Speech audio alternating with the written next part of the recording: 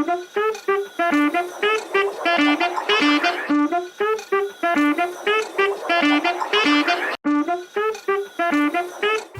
of course we're talking about multi-party democracy, and there's something very good that before it was put into place, we really had serious troubles in this country.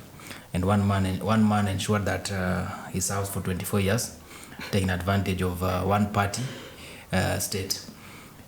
In as much as we are embracing multi-party democracy, then we must also put a cap to ensure that we are not having mushrooming or cropping regional or ethnic political parties. Because today, if he forms a party, I want to confirm to you, though he hasn't formed a party, but if he intends to form a party, 90% of that party members will come from not only Bungoma but Tongaren. I mean, that has been the culture. But we already have a prophet in Tongaren. We don't need you to prophesy. So you see, it is something that it's a serious issue, but again sensitive. Because look at the parties that we have today. Let me talk about top 5 parties that we have. We have the ODM party, UDA. We have Wiper party. We have Jubilee party.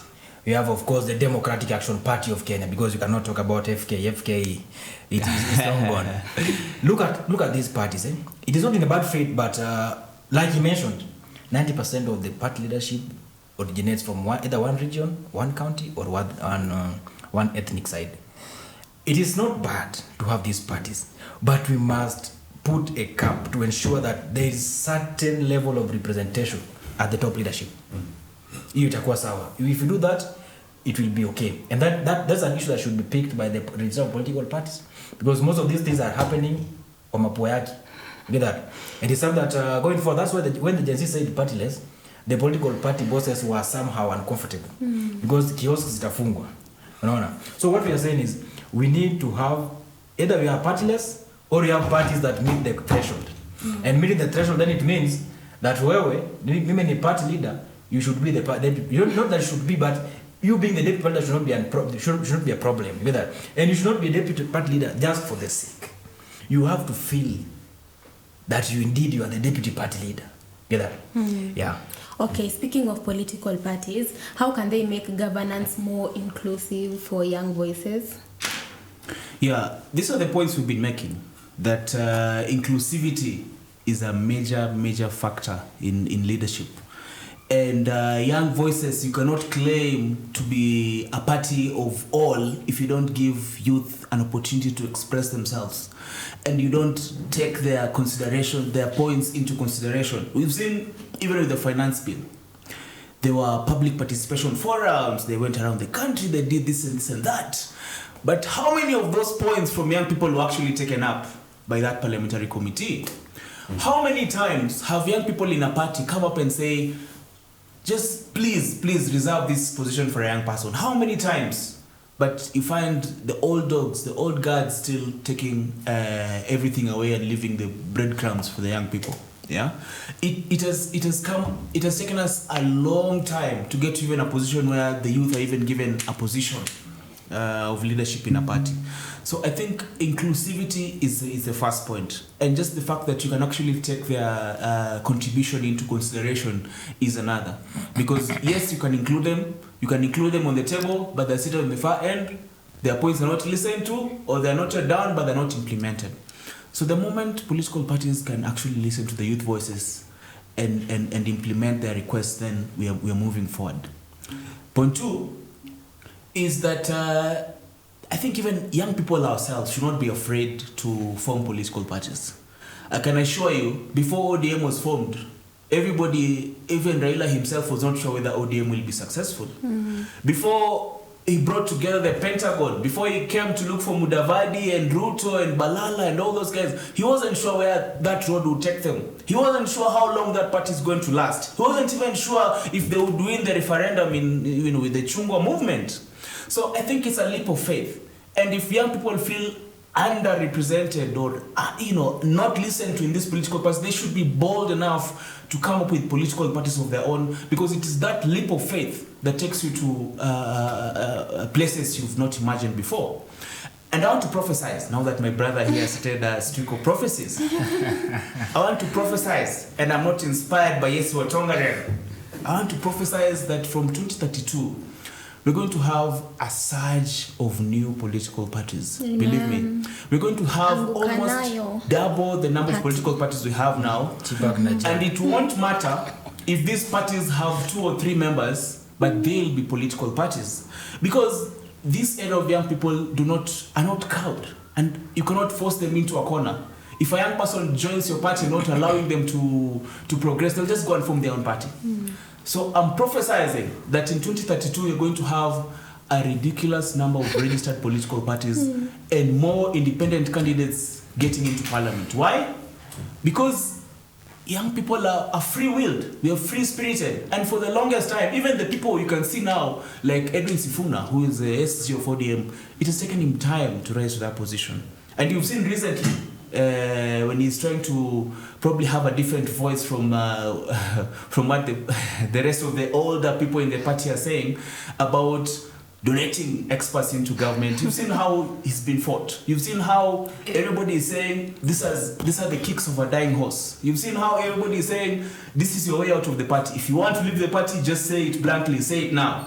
Talk to us directly. And that is the point about listening to young voices. You've seen how Babu Owino, a proven leader in this country, a proven young leader with a track record, is struggling to even get just an audience of the party to listen to him about his ambitions to become a party leader. Yeah? Because they're looking at him and they're like, okay, what do you bring to the table? or do you have our interests at heart? So I feel like if these political parties are not going to be deliberate about listening to the young people, listening to our voices and doing what we recommend, we should have the liberty and we should be brave enough to go out and form our own political parties, because that is the first of 1,000 steps. And the future that we're creating right now, I even feel like in 2027 we should have a political party strictly for people below 35 years. Strictly for candidates, like a coalition of Gen Z and millennial aspirants. 2027. Angukanayo party. Yes, and we have a very strong force of leaders across the country vying for seats. Young people. Because it appears the moment you put us in the same box with older people, they're always crushing us. So that I think is the way forward for young people in this country. I think let me start by saying that if we were to die today in terms of age,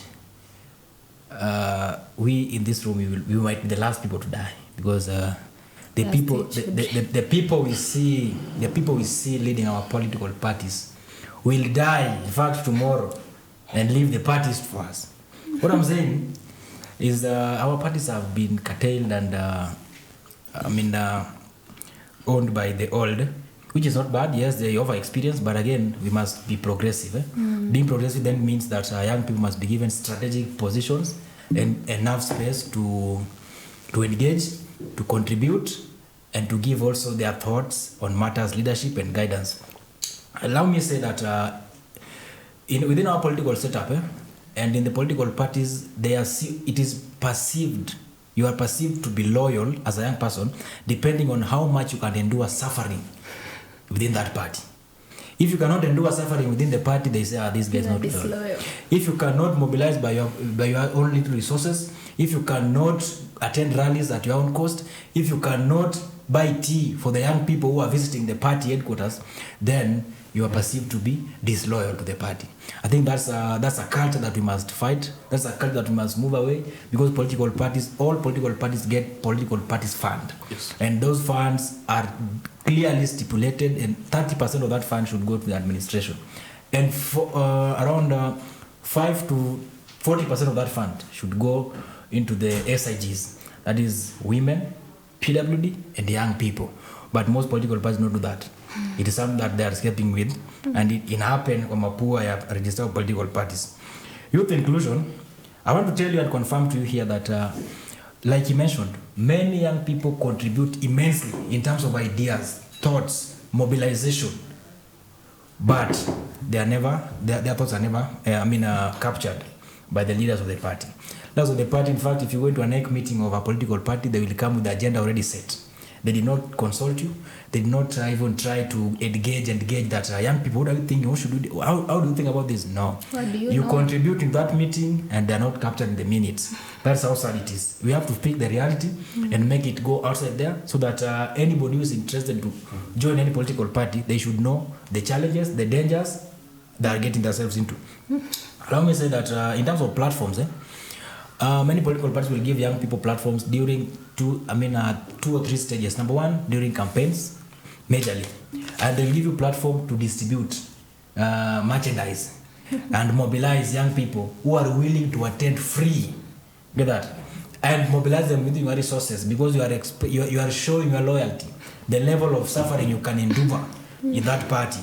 And then the political parties also take into account, take serious young people during their national delegation conferences, NDCs, for purpose of kujaza bomas of Kenya. Sema we want to do an NDC bomas lazima ijae. Sema my brother from Bungoma, wewe ni mwanafunzi wa University of Nairobi, how many students can you get us? 400, fine. Wanapewa uniform ya chama. Wanaenda bomas na kila mtu anapewa punch. Get that? It's a bad manners politics. Very bad. It is very bad. Political parties must have agendas and ideologies that match and resonate with young people. So that when you're joining party A, you join because of ideologies and agendas and to the level in which youth issues are being addressed. Pana ingia kwa chama juu anakupea 500 na hiyo 500 unapewa once, the next time you ask for it become a problem. To add on that, I want to say that political parties got youth leagues and they are the most underfunded leagues within the party, and it is intentional. In fact, UDA as a party, I'm talking about UDA because it's the ruling party, they do not have a functional youth league. They don't have a functional youth league. I'm not saying this in bad faith, but I'm using them as an example to show you that this government and the leaders of this country are intentionally sabotaging youth inclusion. Why would a ruling party not have a functional youth league? Why? If they are serious that they want to put young people agenda on the table, it should start from there. So that a youth leader in the UDA who sits at the neck can take issues of young people outside UDA, because not everybody wants to be a member of party. But I might not be a member of any political party, but I have issues that can be addressed through political parties. So then, if this young man is under a political party, a youth league, department, then I can tell him, bro, Mimi, from my thinking, I feel that this thing should go this way. And then in their meeting at the party, you can now share. But the ruling party does not have a functional youth league. Number one. Number two, the president himself is intentionally sabotaging the progress of young people in this country. Students are on the streets striking, talking about funding model. Get that? That is the future. Teachers are striking. Doctors are striking. Lecturers are striking. But the government is spending 1.6 billion kuhesabu ni samaki ngapi ziko Indian Ocean. What are you saying? If you talk about students striking, teachers and doctors, you're talking about the future. Our watoto wako pamoja, you're talking about young people. Because if there are no schools to give knowledge, if there are no students to go to those schools, these two people cannot exist if the health department is not there. Because a dead person cannot go to school anyway. Then we are talking about the representation, the future representation. So these guys are telling us that sisi tushakula yetu, we don't care about the future. Get that? Let me finish by saying, it is very bad, and it's a bad manners, that, and my brother mentioned, youth inclusion is something that is clearly stipulated in the Constitution. And Article 55 is very clear.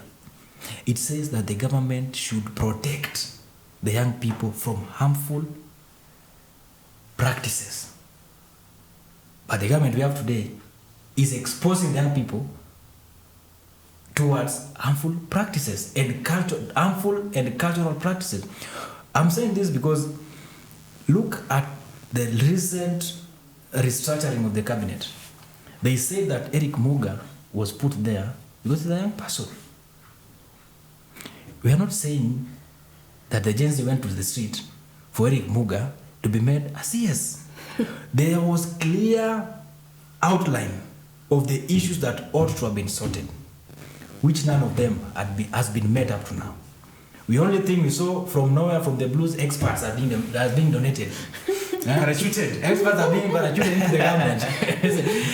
So let me finish on that point by saying that the young people, we have to step up and take the rightful position, either democratically or the other way. But at the end of the day, we must be on the table.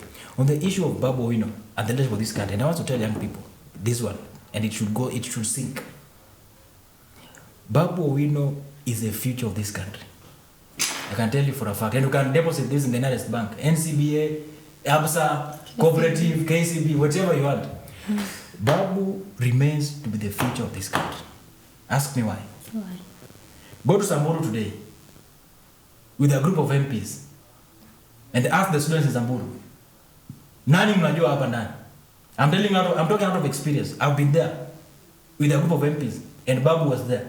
And we just asked randomly, wanafunzi, hey, ni nani mnajua hapa ndani? And everybody was shouting Babu Owino. In Samburu, in the villages, mahali hata hakuna stima. Pengine he's just known because of social media, not because anafanya the right thing. He's known because he is intentionally advancing the agendas of young people. You might not agree with this, but it is high time that you agree with this. I think just to add one last point onto this thing, I think for the longest time we've had a discussion about creating incentives in political parties for young people, especially those who are running for elections. And the difficult part of this conversation was the older people in the political parties could not believe why parties should set aside some money or some funds to support elections or the campaigns of young people who are vying. We've seen even in the 2010 constitution, when we entrenched that we should have a woman rep position, or we should have, in the ballot paper, a woman candidate strictly, yeah? And some of these things have gone a long way to, increase our efforts with the 2/3 gender rule. But then again, on financing has been an issue because you'll find the young people in the party who have credentials, who have an opportunity to lead, who have chances of succeeding in an election race, but they don't have enough funding. So I think it's imperative, it's important that political parties put that, give it even more importance. That we should have a separate fund, a functional fund, just like any other fund, strictly for young candidates in the party who at least we know have a chance of succeeding, so that they can be able to boost them financially, so that they can be able to vie successfully and clinch the seat. Wow. So now, before we conclude, because now we can't conclude before talking about legal frameworks. Yeah. So what policies are currently in place to promote youth engagement in politics? Yeah, we have here a member of program manager from KYPA. I'm sure one of those initiatives that the government has put in place, of course, is forums. Like KYPA is, of course, parliamentarians, young parliamentarians in the country who at least have come together. They have a shared agenda, and they're trying to, push for the youthful agenda as well in the country. And when you bring youthful politicians together, of course, it gives them a common goal. They have a shared responsibility. They have shared prosperity, and at least they're able to advance them. So we also have the National Youth Council that has also been active. But like he has said, most of these government institutions, they're only working in Nairobi. Nairobi everything starts at NCA. Everything starts at NCA. By the time a program is launched in Nairobi and it's supposed to go countrywide, it gets there as leftovers. There's no seriousness, there's no funding. If you look at the events done in Nairobi and the events done in Mashinani, let's say even for the same organization, you'll see a big difference. The people in Nairobi probably are being given allowances of 1,000 shillings, just for attending an event. You go to Mashinani, you're not given anything. Your money has been eaten by someone else. Yeah. So we have KYPA, we have National Youth Council, we have the State Department for Youth and Creative Affairs. Recently we have Talanta Hela. I mean, there are so many initiatives with very good names. They're launched in a big forum, a big event, yeah? And then you hear all those stories of tumetenga, tumepanga, tumejadiliana. But then these programs rarely reach the common mwananchi. You've had even this, just something as simple as talent search programs, you know. They're launched in Nairobi, but when you go to the villages, the points where the people are supposed to meet, everybody has gone to Nairobi. Or the people in the village are not even well informed about what's going on. So you go there and you literally find nothing going on. So there are several government programs that have been put in place, but implementation is the problem.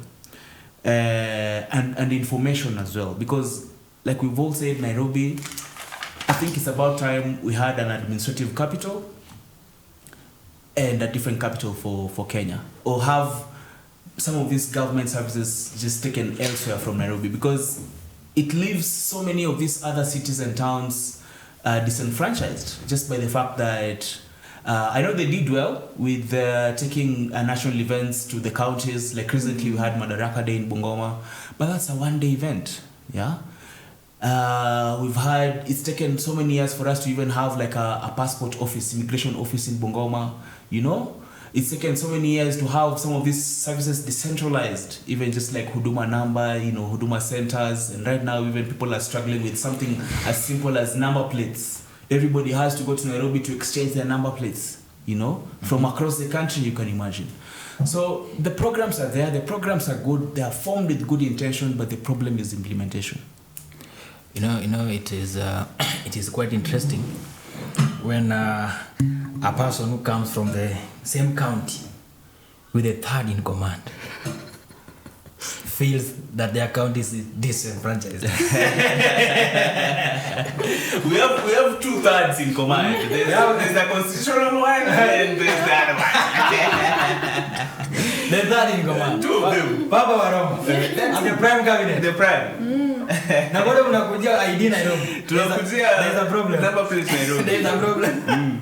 So on that issue of policies, I think just to put it on a shell and summarize, the constitution is very clear. And I want to repeat that Article 55 states, and it is very clear that the government has a mandate to protect the youth from harmful cultural practices and exploitations. And the constitution goes ahead and says that the government should provide relevant education. That's why we are still asking, who came up with this issue of CBC? And why is it not working? Because to some extent, it is relevant in accordance with the Constitution. If we can operate in line with the Constitution of 2010, everything that he has mentioned will work out very well. We have many forums, we have many organizations fighting and pushing an agenda of young people. But the problem starts and ends with the implementation aspect. And if we talk about implementation, we're talking about resources, we're talking about policies, we're talking about the legislations that are there. You know, sometimes you can have a good idea, but because it doesn't favor person A, and the person A is the one who has the power to decide, they sabotage the entire process. With that. So organizations like KYPA, KYMCA, KWOPA, NYC, these are organizations that were formed on good standings, good faith, good objectives and agendas to ensure that the issues of young people are well articulated, addressed, and meet the best interest of the youth. But now we have issues of implementation because maybe somebody in power is not interested in ensuring that the interest of all the youth are progressing. And it is intentional in this country that the young people should not progress. It is intentional. That is something that we must take home. That youth, I mean, the non-productivity of the young people in this country, it is intentionally being spewed by the people in power. All the way from Mashinani, MCA, coming up to the State House. Yeah. Wow, beautiful insight. So as you conclude, what advice would you give to young people who want to enter politics but are unsure of where to start? MP Tongaren. I'm a young person. I'm in politics. 14th Parliament. Leader of majority. The youngest ever. Leader of majority. In my constituency. Leader of majority. I'll see you there in Parliament. Yeah, so I think young people need to take a leap of faith. I think that's the biggest word they need to hear right now, because we all feel the pinch and we all experience the disenfranchising that is going on, and the pain is shared. You know, a young person in Butere shares the same pain as a young person in Kwale, a young person in Mandera, a young person in Lamu, in Nairobi. We all go through the same pain. But that courage to attend that nomination for politicians or political party nomination, or applying for that seat, or going to Mashinani and taking up that microphone, or requesting for audience, is that leap of faith that many young people are lacking. And I want to encourage young people that we've seen it with Honorable John Paul Murigi being elected into parliament at 23 years. I wouldn't say he's the best example of a young person who has been elected and has gone ahead to do a lot for young people. I don't know about his constituency, but probably I would have expected more nationally, you know, even just in terms of empowering other young people across the country to be like him. We've seen the examples of Peter Salasia, who's a first-time MP. He's now, of course, an online celebrity and more like, say, a content creator, but I'm sure he's also working for his people. So it's a leap of faith. There are many stories you'd hear about a candidate who has vied before, failed, vied again, failed. Like Salasia vied before, and he didn't succeed. He's tried again, still unmarried, without a house, without kids. I don't know if he has kids, but he's tried again and he's gotten it. And I am willing to go back home and convince my father. I am willing to go back home and tell my father that marriage will come. And as much as, yes, there are many priorities in life, I think leadership should be one of them. As much as people might be looking for, you know, the plumber's jobs or the corporate jobs, I want to encourage young people that leadership is just as important as that paycheck you get from Equity Bank. If you're out there in the corporate world and you feel like politics is your calling, you feel like you can offer a better leadership space or position for your people back in the village or wherever you come from, go for it. And this is my call to young people across the country, that this is the time for us to form a coalition of Gen Z and millennial aspirants. Gen Zote. So that by the time we get to 2027 and you'll still feel like we're squeezed in these political parties of the bigwigs, we can have our own power. We have our own voice and our own resources. You saw how many, more than 30 million shillings were raised for the victims of the Mandamano we had recently. You cannot tell where all that money came from. There's support from across the world. And I want to tell young people that financing should never be a barrier for you to vie. Money should never be the biggest thing discouraging you from you to vie, because there's always surplus in terms of money. You've seen even people are wondering, where is Morara getting the funding? He's going around the country. He's now, I think, with a vehicle, with speakers, 1.2 million budget, and people fundraised. Of course, he's not giving us the numbers of people who are raising or how much he has, but this is a young person who probably many people didn't know before the protest. Yeah, you've seen people like Kasmuel going around the country. He was even at Ndarasha primary school. Yeah, so the moment you have it in you to go for it, then money or these other barriers that society has painted should not be the case. Should not be a discouragement for you to not go for it. So I think young people just need to also take examples. That somebody like Musalia Mudavadi, we hear he was parachuted also out of university to become a cabinet minister when he was 28. Of course, he had a father who was a political leader in the country at the time. And there are many examples like him. He has stayed in government since he was that young until now. More than 30 years in leadership, in senior government roles. Yeah. And we also seen examples of people like William Ruto, who did not have forefathers before him in politics, who did not have people to probably hold his hand. Yeah, he was probably just in campus, heard about K92, put himself in that train, and look at where it has gotten him. Yeah, so I think there are different varieties or there are different paths to leadership. and we shouldn't feel that ours has to be like someone else's. We shouldn't feel that the journey that another person has traveled has to be the same story for us. Everybody can create their own story. You can have your own path. You'll have your own challenges. You'll have your own destiny helpers who will guide you to your journey. So, young people, our time is now. I feel like we have proposed to the girl. I feel like the girl has said yes. And we're now just counting days to the wedding day. And we do not need to let down that baton because the wedding day is coming in 2027. Yeah, girl was just chilling. I think my brother has put it well, and I would just like to add more flesh on what he has said, and say that what I can tell young people outside there who are willing to, who are interested in coming to the political space, number one, educate yourself, arm yourself with the papers. Yeah, because in the political space, many things happen, and being in the political space does not mean that you must vie. Yeah, you can really read big, but you've never been to the ballot. So number one thing, educate yourself.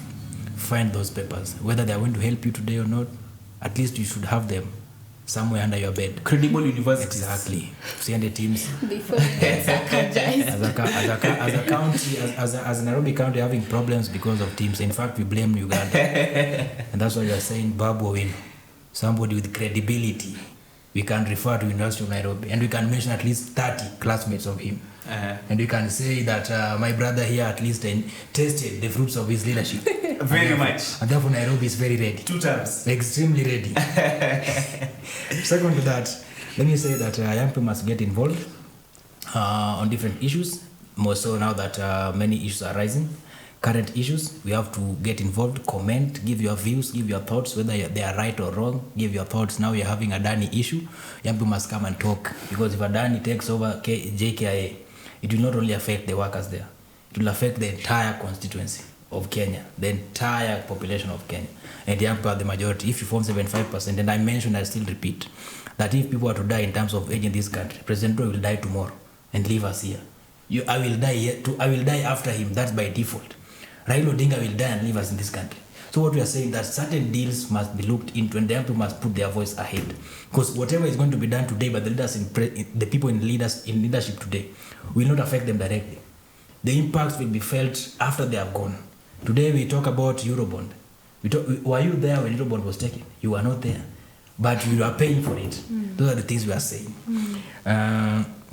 So young people must get involved. You must give your opinions. You must talk. You must make noise. We have the Adani deal. We have the funding model, the banding and the everything. Get that? We have the teacher strikes. We have the doctor strikes. Young people must come up and talk. And I talk about this passionately because if you look at the teachers who are striking, 80% of them are young people who just graduated from university. They have not been employed. They have not they've not earned anything. Doctors the same. Majority are young people. See that? Majority of people working at JKIA are young people. See that? So anything that is happening in this country today is directly impacting the lives of young people negatively. It is not a personal war with anybody or any leader, but we are saying that we must protect the future. Third, I want to say that young people must build networks and get in touch with mentors, people who have seen ahead, and that's where now that's the role that the role should be playing right now. Mentor young people, give them directions, give them wisdom. But leave them to choose to make the choice. Not that you mentor and try to kufinya watu wafuate vitu nataka.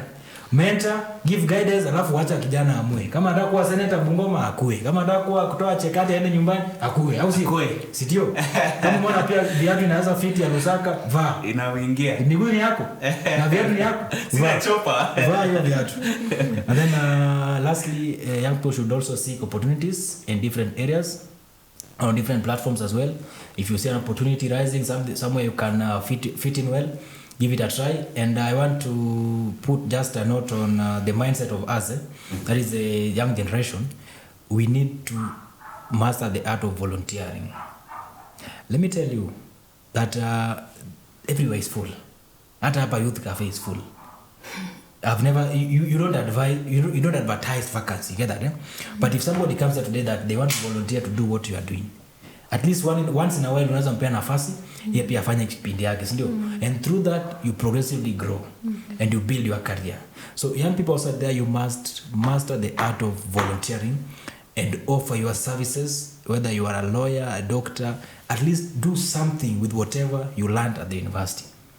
And as I put my parting shot, because I know that that's the next thing in order, I just want to say that the government must remain intentional towards youth empowerment. And this government must be put into check. And this government must be asked questions.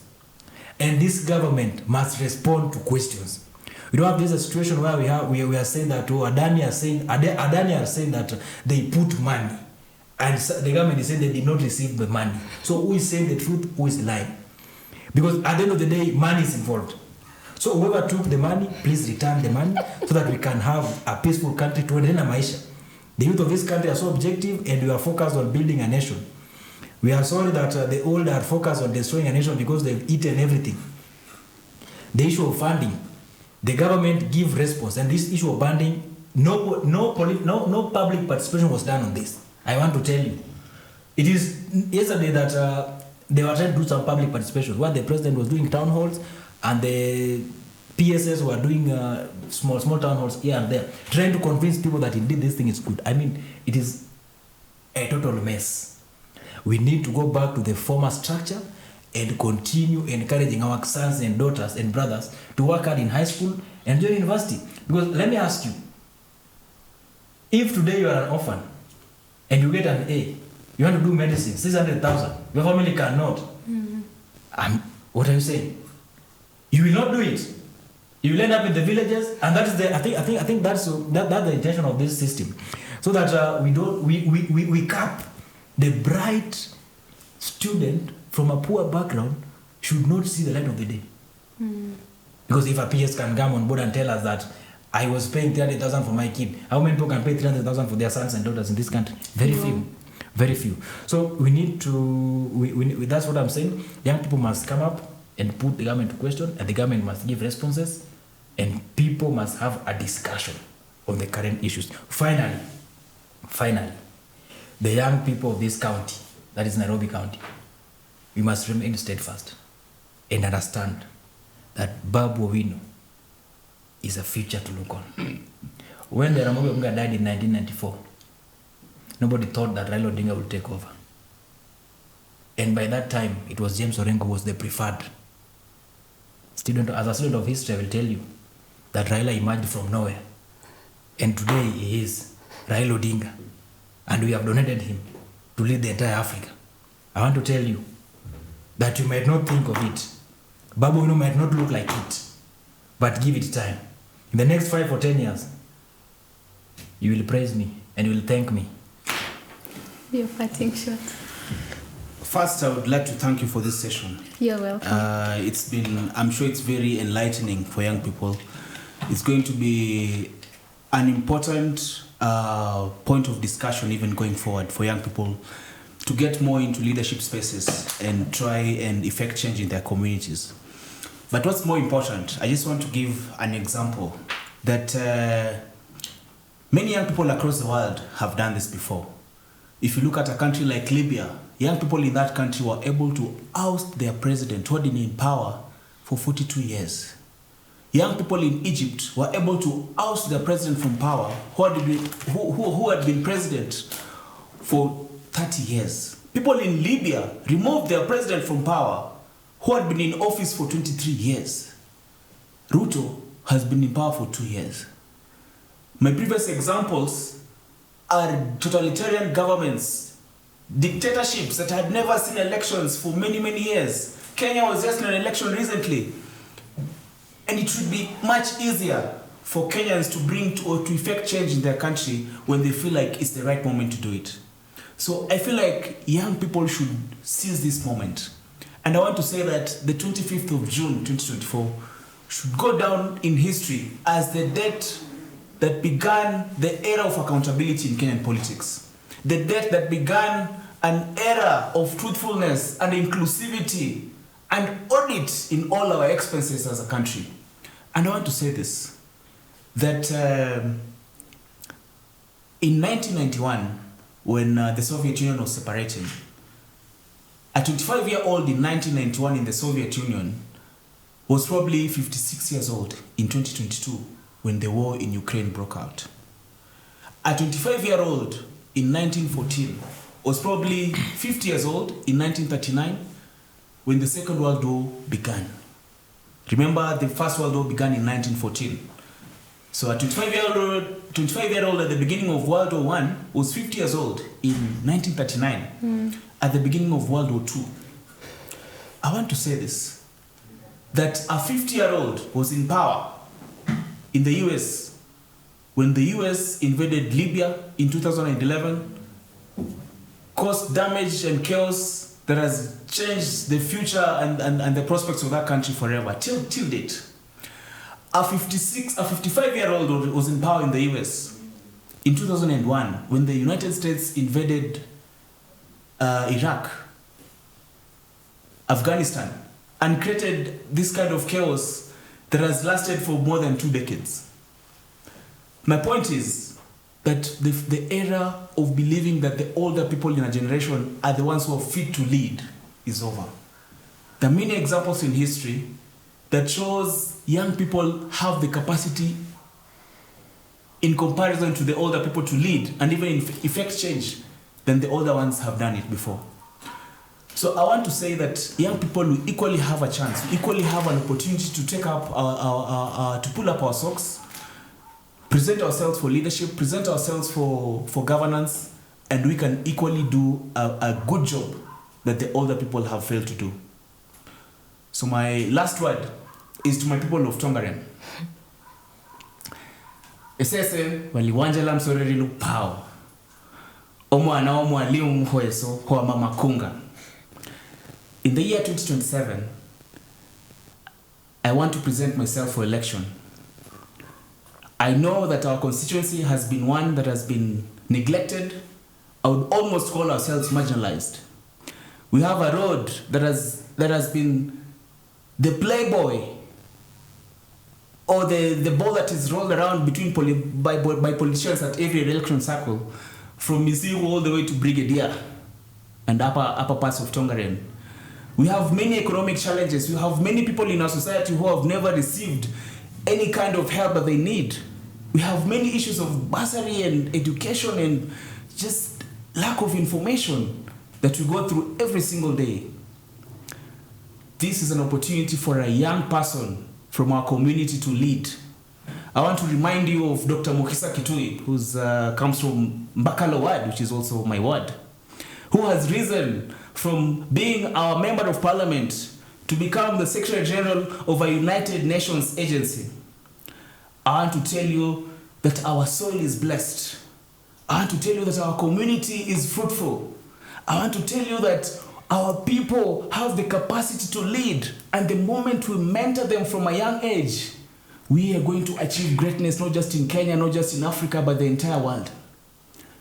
So, in 2027, my name will be on the ballot, and I'm asking you to put your faith in the son of the soil.